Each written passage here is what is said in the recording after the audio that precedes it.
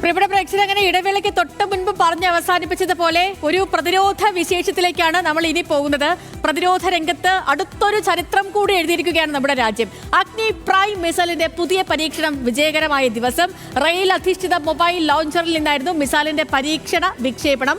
ഓടിക്കൊണ്ടിരിക്കുന്ന ട്രെയിനിന്റെ കോച്ചിൽ നിന്ന് മിസൈൽ പരീക്ഷണം നടത്തിയാണ് DRDO ഈ സ്വപ്ന നേട്ടം സ്വന്തമാക്കിയത്. നമുക്ക് പരിശോധിക്കാം അഗ്നി ചരിത്രത്തിലേക്ക്.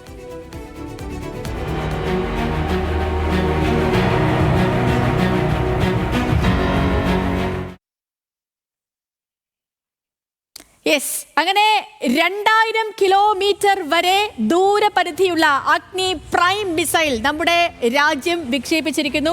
DRDO വിജയകരമായി വിക്ഷേപിച്ചിരിക്കുന്നു. അങ്ങനെ റെയിൽ പാളത്തിലൂടെ ചലിക്കുന്ന ലോഞ്ചറിൽ നിന്ന് വിക്ഷേപിക്കാൻ കഴിയുന്ന കാനിസ്ട്രൈസ് വിക്ഷേപണ സംവിധാനം വികസിപ്പിച്ചെടുത്ത രാജ്യങ്ങളുടെ പട്ടികയിലേക്ക് ഈ പരീക്ഷണത്തോടെ ഇന്ത്യയും ഇടം പിടിച്ചിരിക്കുകയാണ് എന്നുള്ളതാണ് ഈ ദിവസത്തെ ഏറ്റവും വലിയ സന്തോഷം.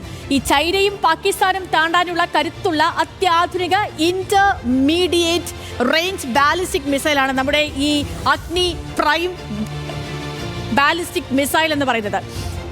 ട്രെയിൻ കോച്ചിൽ നിന്ന് ഇന്ത്യ നടത്തിയ ആദ്യ മിസൈൽ പരീക്ഷണം വിജയകരമെന്നാണ് DRDO തന്നെ അറിയിച്ചത്. വിക്ഷേപണത്തിൽ പങ്കാളികളായ ഏജൻസികൾ, അത് DRDO ഉണ്ട്, ഫോഴ്സ് കമാൻഡ് SFC, അതേപോലെ സായുധ സേന, ഇവരാണ് വിജയകരമായി ഈ പരീക്ഷണ വിക്ഷേപണത്തിന് പിന്നിൽ പ്രവർത്തിച്ച മറ്റുള്ളവർ. ഇതിലെ കേന്ദ്രമന്ത്രി രാജ്നാഥ് സിംഗിന്റെ പ്രതികരണത്തിലേക്ക് കൂടി നമ്മൾ പോവുകയാണ്. അദ്ദേഹം പറഞ്ഞത്, പ്രത്യേകം രൂപകൽപ്പന ചെയ്ത റെയിൽ അധിഷ്ഠിത മൊബൈൽ ലോഞ്ചറിൽ നിന്നുള്ള ആദ്യ പരീക്ഷണ വിക്ഷേപണമാണിതെന്നാണ്.